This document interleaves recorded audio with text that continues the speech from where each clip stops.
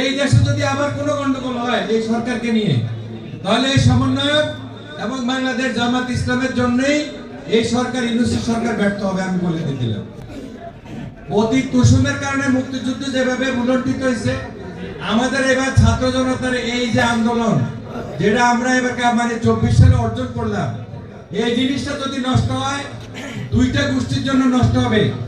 একটা হলো তথাকথিত সমন্বয়, আর একটা হলো বাংলাদেশ জামাত ইসলাম। আপনারা কিন্তু এই কথাটা কিন্তু লিখে রাখেন। এই দেশে যদি আবার কোনো গন্ডগোল হয় এই সরকারকে নিয়ে, তাহলে এই সমন্বয়ক এবং বাংলাদেশ জামাত ইসলামের জন্যই এই সরকার, ইউনূস সরকার ব্যর্থ হবে, আমি বলে দিলাম। কারণ আপনারা জানেন 111 এর সময়ে এয়াজউদ্দিন সাহেব ছিল তত্ত্বাবধায়ক সরকারের প্রধান। নির্বাচনটা আগে চলছিল।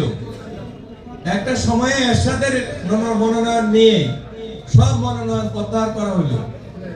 সেই ষড়যন্ত্রের মধ্যে তারা ঢুকে যে ক্ষতিটা করলো, পরে এয়াজউদ্দিন সাহেবের তত্ত্বাবধায়ক সরকারটা থাকলো না। পরে আসলো কে? ফখরুদ্দিন সাহেব আসলো। ফখরুদ্দিন মাইনুদ্দিন আইসা একটা সরকার গঠন করে একটা ইলেকশন করলো, 2 বছর কাটায় নিয়ে গেল। আমরা বিএনপি সিনিয়র নেতারা অনেক কথাই জানি, কিন্তু বক্তব্য দেয় না ভয়ে। জামাত ইসলাম মনে হয় দেশটা স্বাধীন করে নতুন জাতির ভিতরে হয়ে গেছে। এর একটা বাপটা এরকম, তারা একবার জাতির পিতা। আমার কাছে যত লোক কমপ্লেন করে থানাতে কইতেছে ভাই ওসিরা একটা ভুল জামাত। যতজন লোক আমার কাছে যায় কমপ্লেন করে, কি কমপ্লেন? যে ওসি তো ভাই জামাতের লোক।